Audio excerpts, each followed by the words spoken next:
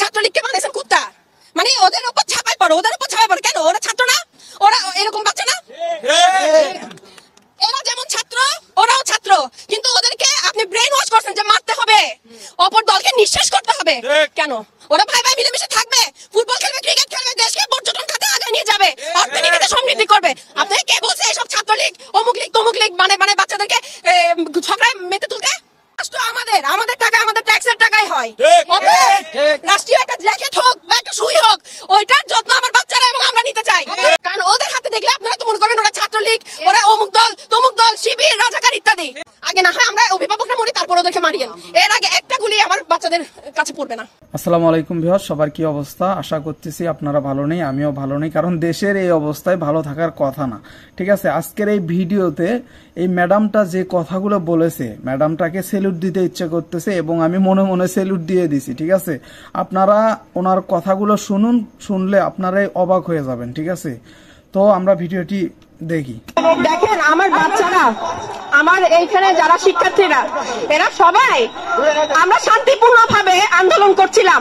কেউ একজন এই যে পুলিশের যে জ্যাকেট গুলো আপনারা দেখেছেন আমি হস্তান্তর করেছি, ওগুলো আমার আন্দোলনের জায়গায় রেখে চলে গেছে, অথচ আমরা ছিলাম শান্তিপূর্ণ অবস্থায়। এখন উনারা এটা একটা, হ্যাঁ এই মাত্র কিছুক্ষণ আগে কেউ একজন এগুলো রেখে চলে গেছে এবং আমার যেটা ধারণা ওরা এটা পুড়িয়ে দিয়ে বলতে চাইছিল আমার বাচ্চারা এগুলা পুড়িয়ে দিয়েছে।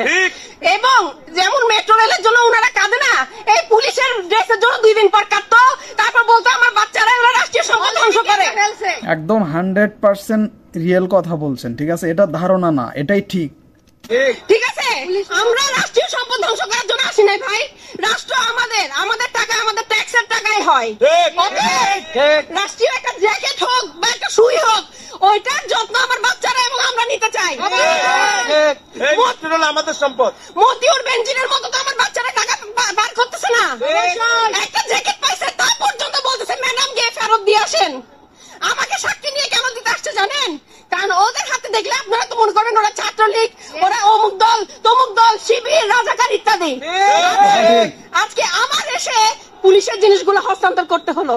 এটা কোন ধরনের দেশ যেখানে ছাত্রদেরকে বিভিন্ন ট্যাগে বিভক্তিকরণের মাধ্যমে ছাত্র নিঃশেষ চলছে?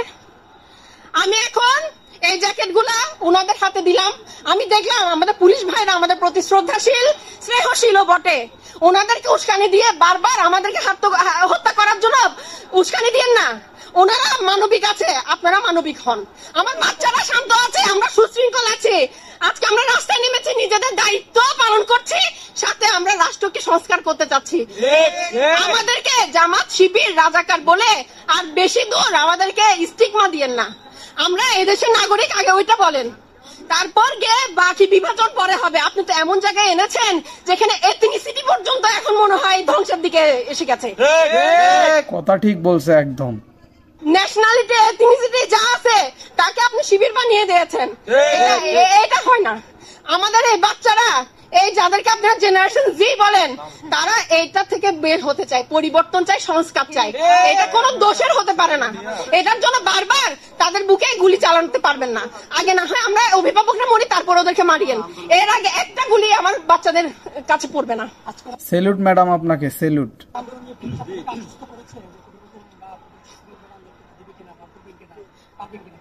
যে পুলিশের সাথে আমার কথা হয়েছে, উনারা খুব পজিটিভলি আমাদের সাথে কথা বলছেন।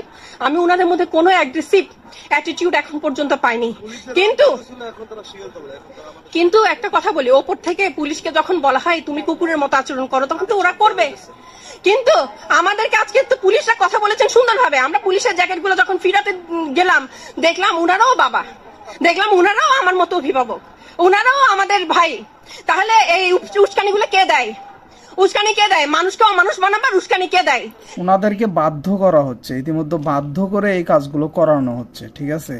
ছাত্রলীগ ও ছাত্রলীগকে বানাইছেন কুত্তা। মানে ওদের উপর ছাপাই পড়ো, ওদের উপর ছাপাই পড়ো। কেন? ওরা ছাত্র না? ওরা এরকম বাচ্চা না? এরা যেমন ছাত্র ওরাও ছাত্র, কিন্তু ওদেরকে আপনি ব্রেন ওয়াশ করছেন যে মারতে হবে, অপর দলকে নিঃশেষ করতে হবে। কেন? ওরা ভাই ভাই মিলেমিশে থাকবে, ফুটবল খেলবে, ক্রিকেট খেলবে, দেশকে পর্যটন খাতে আগে নিয়ে যাবে, অর্থনীতিতে সমৃদ্ধি করবে। আপনাকে কে বলছে এসব ছাত্রলীগ, অমুক লীগ, তমুক লীগ মানে বাচ্চাদেরকে ঝগড়ায় মেতে তুলতে? আমাদের বড়দের ম্যাডাম আপনাকে সেলুট, আবারও সেলুট। আপনার কথাগুলো এত ভালো লেগেছে যা বলার মতো না। দর্শকের উদ্দেশ্যে বলবো, আপনাদের কেমন লেগেছে ম্যাডামের কথা? যদি ভালো লেগে থাকে কমেন্ট বক্স খোলা আছে, কমেন্ট বক্সে কমেন্ট করুন। আজকে ঝগড়া থামানো, আর আপনারা রাজাকার রাজাকার বলে ঝগড়া বাঁধিয়ে দিয়েছেন। শব্দ উচ্চারণ করতে পারলে ভালো মতো শব্দ উচ্চারণ করবেন, এভাবে যুদ্ধ বাঁধানোর শব্দ আপনার ক্ষমতায় বসে উচ্চারণ করবেন আর বাচ্চারা মারামারি করবে, এটা আমাদের সহ্য হয় না। আমরা বাসা থেকে বের হয়েছে এজন্য, কোটা পাওয়ার বয়স আমার আছে, অনেকের নাই, কিন্তু আমরা কেন বের হয়েছি? এই যে এদেরকে যে কোনো সময় আপনারা মেরে ফেলছেন, পাখির মতো মারছেন। কেন? নিরস্ত্র তো, ব্যাগের ভিতর কি আছে? কলম, খাতা, বই, ওইটাও সহ্য হয় না আপনাদের? এর মধ্যে বোমা আছে, বোমা। কলম, খাতা, বই আলা বাচ্চাদেরকে আপনারা শিবির বানায় ফেলেন কি কারণে? কিসের এত আক্ষেপ? বুঝলাম তো, আমরা আমাদের দোষ, আমরা বাঙালি, এটাই তো, এটার জন্য আর কত শাস্তি দিবেন?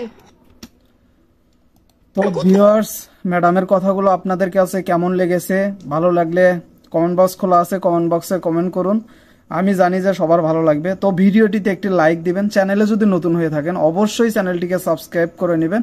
তো ধন্যবাদ সবাইকে এতক্ষণ ভিডিওটি দেখার জন্য। বাই।